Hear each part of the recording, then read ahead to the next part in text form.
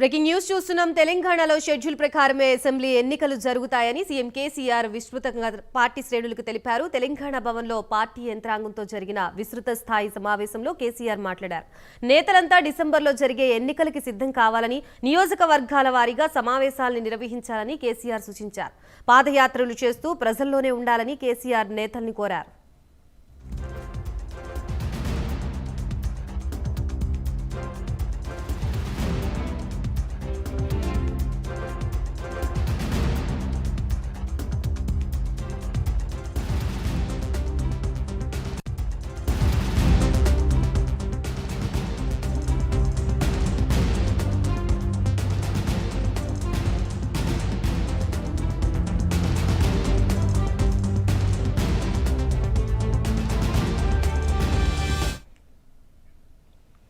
తెలంగాణలో షెడ్యూల్ ప్రకారమే అసెంబ్లీ ఎన్నికలు జరుగుతాయని సీఎం కేసీఆర్ విస్పష్టంగా పార్టీ శ్రేణులకు తెలిపారు. తెలంగాణ భవన్లో పార్టీ యంత్రాంగంతో జరిగిన విస్తృత స్థాయి సమావేశంలో కేసీఆర్ మాట్లాడారు. నేతలంతా డిసెంబర్లో జరిగే ఎన్నికలకి సిద్ధం కావాలని, నియోజకవర్గాల వారీగా సమావేశాలను నిర్వహించాలని కేసీఆర్ సూచించారు. పాదయాత్రలు చేస్తూ ప్రజల్లోనే ఉండాలని కేసీఆర్ నేతల్ని కోరారు. ఇదే అంశానికి సంబంధించి మరింత సమాచారాన్ని మా ప్రతినిధి చందు లైవ్ లో అందిస్తారు. చందు, చెప్పండి. తెలంగాణలో షెడ్యూల్ ప్రకారమే అసెంబ్లీ ఎన్నికలు జరుగుతాయని సీఎం కేసీఆర్ విస్పష్టంగా పార్టీ శ్రేణులకు తెలిపినట్లుగా తెలుస్తుంది. దీనికి సంబంధించి పార్టీ శ్రేణులకు ఎటువంటి దిశానిర్దేశం చేశారు? గాయత్రి, తెలంగాణ భవన్లో పార్టీ నేతలతో సీఎం కేసీఆర్ సమావేశం అయితే కొనసాగుతూ ఉంది. ముఖ్యంగా తెలంగాణలో షెడ్యూల్ ప్రకారమే ఎన్నికలు జరుగుతాయని చెప్పి కూడా కేసీఆర్ నేతలకు సూచించినట్టుగా కూడా మనకు తెలుస్తుంది. ఖచ్చితంగా నవంబర్ లేదా డిసెంబర్ నెలలో ఎన్నికలు ఉంటాయి. దానికి సిద్ధం కావాలి.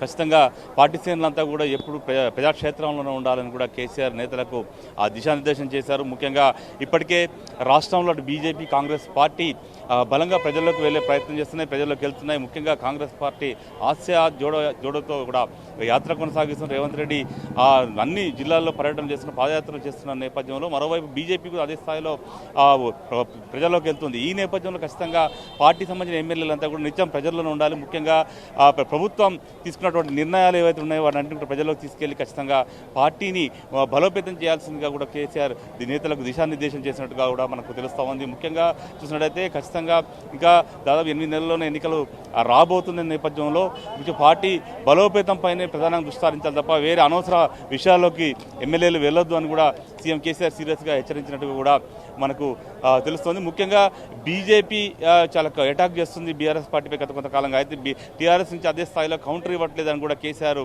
భావిస్తున్నారు. ఈ నేపథ్యంలో ఖచ్చితంగా బీజేపీ విమర్శలను ధీటుగా ఎదుర్కోవాలి, బీజేపీ విమర్శలను తిప్పికొట్టాలని కూడా ఈ యొక్క సమావేశంలో సీఎం కేసీఆర్ నేతలకు సూచించినట్టుగా కూడా తెలుస్తుంది. మరోవైపు నవంబర్, డిసెంబర్ నెలలో ఎలక్షన్లు వచ్చే అవకాశం ఉంది కాబట్టి ఖచ్చితంగా అక్టోబర్లోనే వరంగల్లో భారీ బహిరంగ సభ కూడా నిర్వహిద్దామని కూడా కేసీఆర్ నేతలకు సూచించినట్లుగా తెలుస్తోంది. ముఖ్యంగా చూసినట్టయితే ఇప్పటికే టీఆర్ఎస్ బీఆర్ఎస్గా మారింది కాబట్టి ఇక నుంచి టీఆర్ఎస్ పార్టీ ఆవిర్భావ వేడుకలు ఉండవు, బీఆర్ఎస్ పార్టీ ఆవిర్భావ వేడుకలు మాత్రమే ఉంటాయని కూడా ఈ యొక్క సమావేశంలో కేసీఆర్ మాట్లాడినట్టుగా తెలుస్తుంది. ముఖ్యంగా చూసినట్టే చాలామంది ఎమ్మెల్యేల పనితీరు బాగాలేదని చెప్పి కూడా ఇప్పటికే పలు సందర్భాల్లో కేసీఆర్ చెప్పారు. ఈ నేపథ్యంలో ఈరోజు కూడా కొంతమంది ఎమ్మెల్యేల పనితీరుపై కూడా ఆయన సమీక్షించినట్టుగా తెలుస్తోంది. వాళ్ళందరూ కూడా కొంత సెటరైట్ చేసుకొని కూడా ప్రజల్లోకి వెళ్ళాలి, లేకపోతే వచ్చే ఎన్నికల్లో గెలిచే పరిస్థితి ఉండదు అంటూ కూడా హెచ్చరికలు జారీ చేసినట్టుగా కూడా తెలుస్తుంది.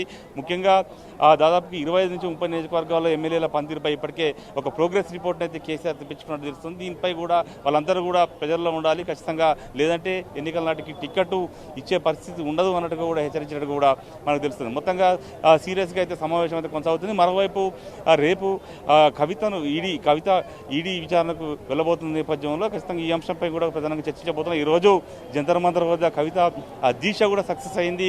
చాలామంది నేతలంతా కూడా దీక్షకు హాజరయ్యారు, భంగీభావం తెలిపారు. ఈ నేపథ్యంలో రేపు కవిత ఈడీ విచారణ ఎదుర్కోబోతుంది.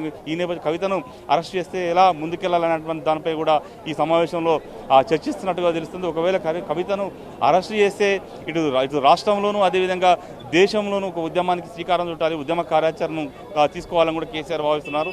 ఈ నేపథ్యంలో ఈ విషయంపై కూడా నేతలకు ఒక కార్యాచరణ కూడా చెప్తున్నట్టుగా తెలుస్తోంది. Gayatri, right, thank you.